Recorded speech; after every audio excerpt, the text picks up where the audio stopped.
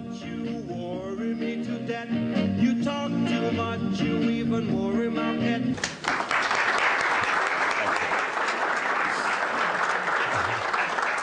Thank you very much, Art. Good morning.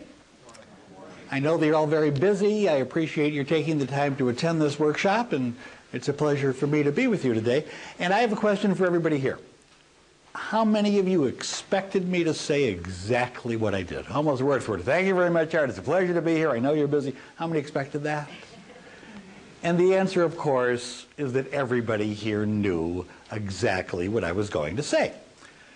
So for me, that was a very easy communication, a very easy little presentation. And it was easy for three reasons. Number one, I knew what I was going to say.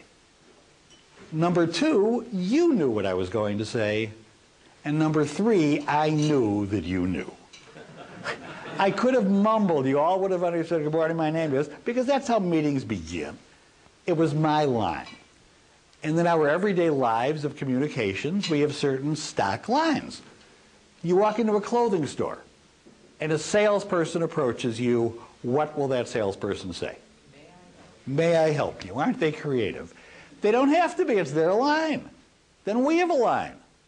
They say, can I help you? What do we say? No thanks, just looking. Getting others to understand and accept your ideas. Now, there are two parts to that, getting people to understand and accept your ideas. And the first part is, what do you say? And then, how do you say it? So first we have the content, what do you say? And then the delivery skills, how do you say it? Now, which one is more important? And the answer to that is neither. They're equally important. And the reason they're equally important, if you have content, you know what you are going to say, excuse me, but no delivery skills, nobody pays attention to what you're saying. And on the other hand, if you have great delivery skills, but have no content, nothing happens. In fact, that actually is worse when you have the person who's the great presenter, but has no content. People come up to you after a meeting like that and they say to you, I really enjoyed your presentation. You don't want people to come up to you after a meeting and say to you, I really enjoyed your presentation. You want people to say, I understood your idea, let's do it. The listeners can't see what's going on in your stomach. They can't see the perspiration in your armpits and your hands, even when they're forming little pools on the floor. Now, sometimes we can smell nervousness, but usually we don't see it. So what do we do when we are nervous? Movement, pacing and shifting. We have two types of pacers. First, we have the slow, deliberate pacer. Good morning. We have an exciting new marketing plan to share with you today. It's one of the most creative things that our marketing department has ever come up with. And it looks like I'm saying, but I can't remember if I left it over here or did I leave it over here. Then we have the fast pacer, the military instructor. Good morning. It's a pleasure to be with you today. If I can get to the door, I'm out of here.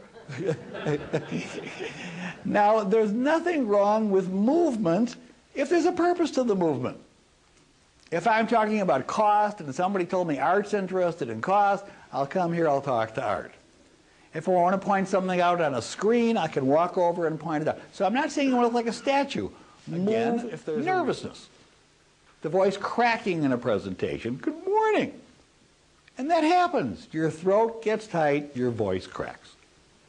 Most of the nervousness in your voices, the listeners don't hear. We don't hear our own voice. Right now, I am not hearing what you are hearing. The proof of that, you all remember the first time that you heard yourself on a tape recorder. And even now, when you listen to your own voicemail, it doesn't sound like you. Everybody else sounds just like they do, except you. And we all say, I don't sound like that, do I? Well, yeah, you do.